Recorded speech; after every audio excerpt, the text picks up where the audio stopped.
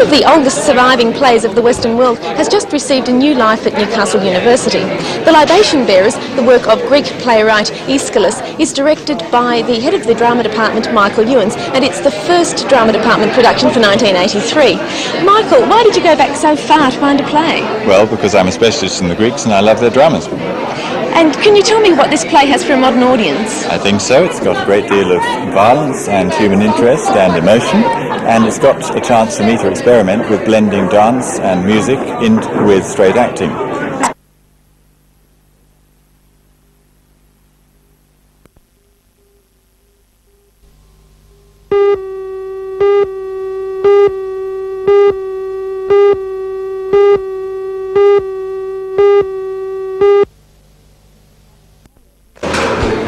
Mr. Robert Page, who is a member of the Hunter Valley Theatre Company board, also stood for the job last night, but his submission was turned down. The man now responsible for putting the HVTC back on stage is Mr. Brett McGregor, Artistic Director for Freewheels, a theatre group he has pulled out of recession. Brett McGregor is looking at fostering a tie between his old and new theatre interests, Freewheels and the HVTC. Together they will open the new season at the Playhouse with a production written by leading playwright David Williamson called The Removalists. In his submission to the board, Mr. McGregor proposed a short, sharp season for the rest of 1983. He's also suggested free matinee performances for students, pensioners and unemployed, and a theatre mini-summit to rejuvenate interest in the theatre group. The company's new artistic director is not rushing into things. He believes the next few months should be set aside to get things in order. So our first encounter with the New Look Theatre Company won't be until September. There's one small impediment standing in the way of last night's decision. The board has to sort out a few technicalities that exist in its own makeup and which are contrary to the requirements of the Constitution. It expects to resolve that problem at a meeting on June the 28th.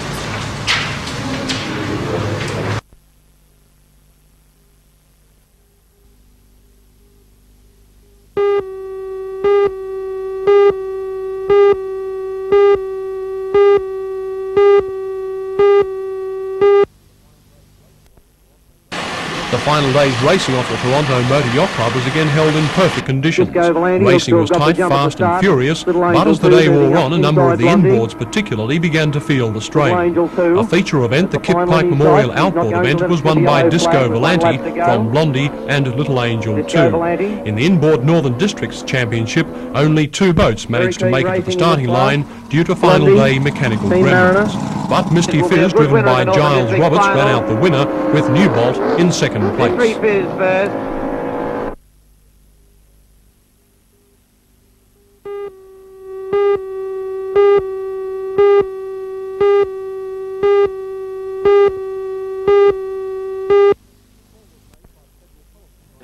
The call was made by the Federal Policy Vice President of the New South Wales Young Liberals, Bruce Edwards, on the final day of the movement's 3-day conference held at Terrigal. Mr Edwards was supported by his fellow Young Liberals in his comments, which also included accusing the Federal Liberal Party, when in government, of failing to show a clear sense of long-term purpose in major policy areas. Special guest at today's session was Shadow Treasurer John Howard. He spoke optimistically about the future of the Liberal Party, saying this had been helped by the string of promises already broken by the Hawke government. Particular reference was made to today's national reports that the Labor government was considering implementing some kind of capital gains tax or death duty in the August budget. Mr Howard was highly critical. Well, it would represent yet another and the most serious of all broken promises. In the election campaign, they quite clearly, unambiguously, through Mr Hawke, said no capital gains tax, no wealth tax, no death duties. This would add to a very long and growing list of broken promises. Of course, they continue to use the budget deficit, which you left them, as the reason. Well, that's not a valid excuse. We didn't leave them with a $9.6 billion deficit. That is not a credible figure for next year. That's not just my word. It's now the word of a growing number of economic commentators. The respected commentary Syntech recently made the same observation. That's no longer a valid alibi, and the government will have to come up with a better excuse than that to justify the breaking of all of their pre-election promises.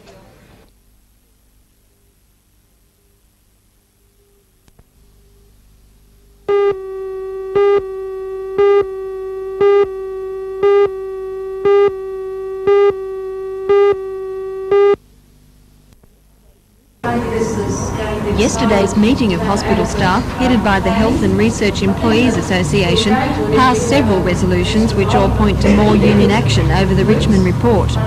The report aims at getting away from the idea of large psychiatric institutions in New South Wales and favours a network of smaller community-based facilities.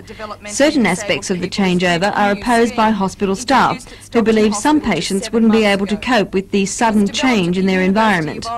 They're also after certain safeguards concerning their jobs. The new move will take away their public service status. While hospital staff in the north appear determined to carry on the fight, Mr David Richmond believes unions in other areas are softening. Particularly in the Sydney area, the union reaction has softened in recent weeks, and that in fact there's now much more recognition of the need to change and that the need to attempt to introduce services which are different from the services that are provided now. Doesn't mean that they aren't still concerned about their own personal working conditions, but at this stage I would see, if anything, the opposition lessening rather than the reverse.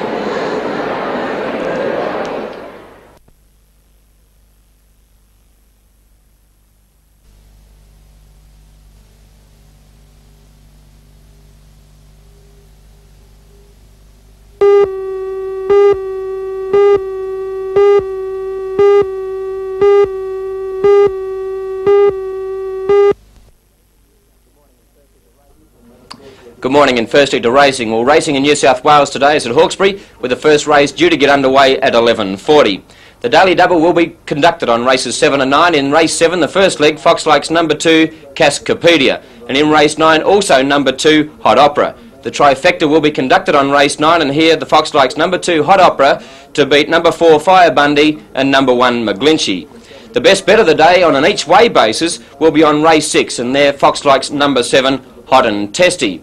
Australia's America's Cup yacht scored 2 morale-boosting wins in scratch races against foreign countries at Newport yesterday. In light 8-knot breezes, Australia 2 soundly beat Italy's Azzurri by 1 minute 55 seconds over a 5-mile triangular course.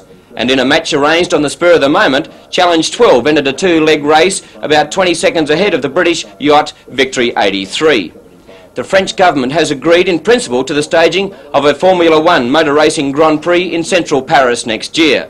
The spokesman for the French Prime Minister's office says Prime Minister Pierre Maroy has sent a letter to the Interior Ministry asking it to scrap the 1955 decree which bans motor racing in cities and towns. The move effectively paves the way for the race, tentatively scheduled for August 1984.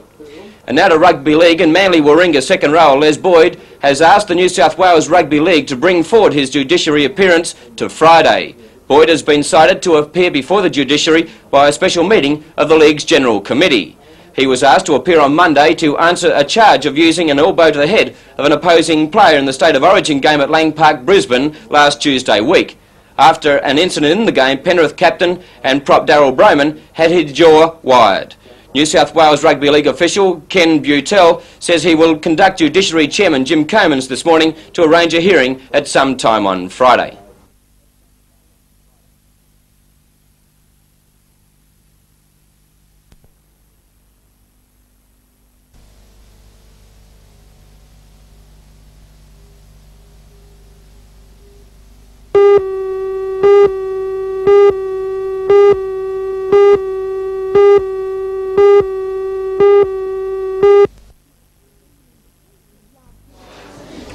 If last night was any indication, the Hunter certainly is blessed with some talented school children. The secondary school's music festival featured the cream of school bands, soloists and choirs from all the high schools in the Hunter Valley. The schools taking part last night were selected after 3 days of auditions held early this week. One of the highlights of the night was the performance by the Broadmeadow High School Concert Band, which in the recent Australian Junior Championships was rated 4th best in the country. Quite an achievement for the only school band in the competition. The 60-member band spends many hours a week rehearsing, an effort which is clearly not wasted.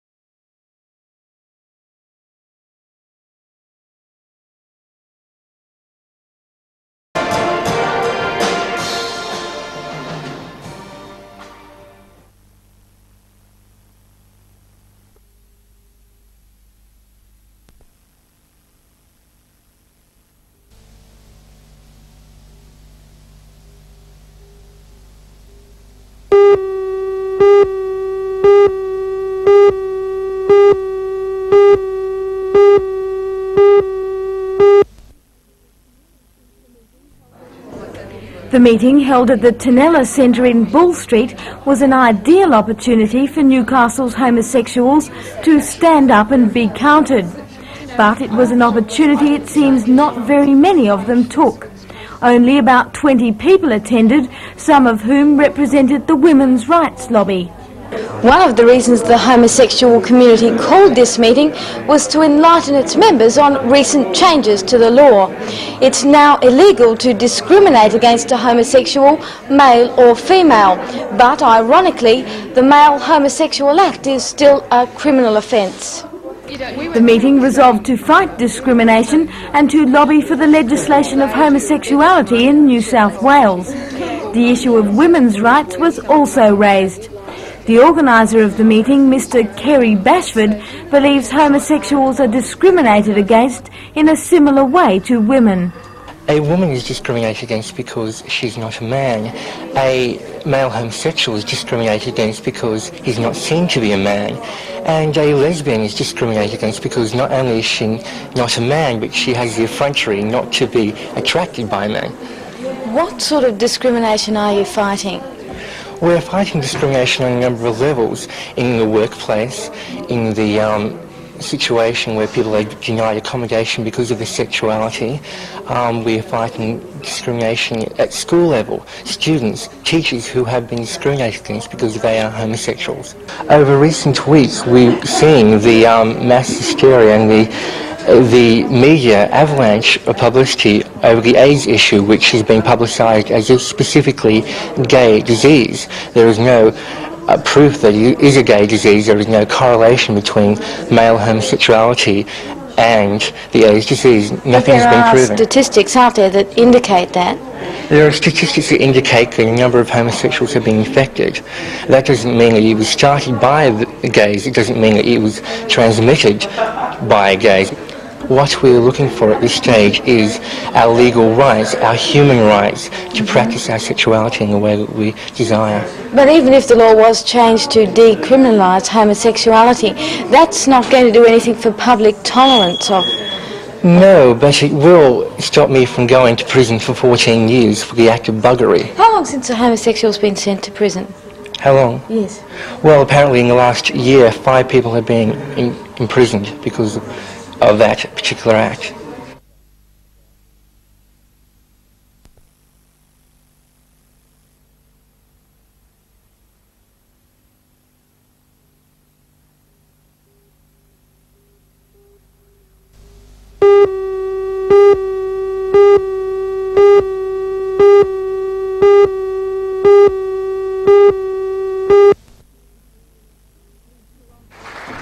The Toronto Area Flood Group met at the Workers' Club last night to decide what their next course of action would be.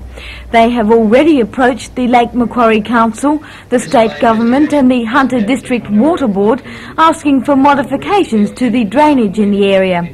They have so far achieved nothing except to have their area declared flood-prone, something they don't want, as committee member Mr. John Ryan explains. Well, should someone want to extend on their home and or get a second mortgage or something to that effect, the banks or building societies just won't look at you. If you want to sell the house, you're having trouble, that sort of thing. Older, elderly people trying to subdivide their land for retirement purposes, for a bit of money, they just can't get rid of the land.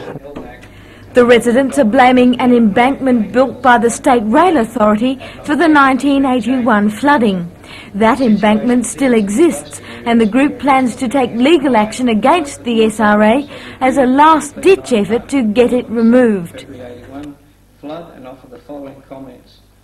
Board studies agreed that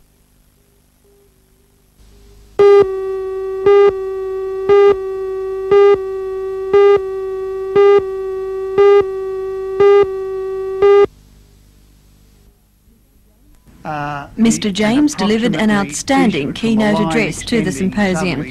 In it, he recalled his early days as a planning assistant in Sydney and some of the dealings he had with the public. I was confronted by an elderly lady with a double-barrel shotgun and said, "Be off." That did very little to encourage a dedicated would-be planner. Mr James had 20 years of experience in planning before he came to Newcastle in 1970 to set up the city's first planning department. At that time, he said there was considerable stress on the inner city area, which was fighting declining investment. Mr James has been instrumental in the redevelopment of this area. On that point, he had a message for council aldermen. Regretfully, our elected representatives have not fully grasped the economic implications of loss of population to the city and the value of the population maintenance strategies. Until they do, and this is translated to the community at large as an urgent problem to be resolved, there seems little hope of overcoming the declining population in the foreseeable future. Mr James was also critical of state government interference in local planning matters. Resident action groups were also questioned. His colleagues believe his work will be followed through for years to come. Tonight, the Australian Planning Institute will honour him as a Life Fellow. Mr James officially retires next week. Industry steadily moving from its former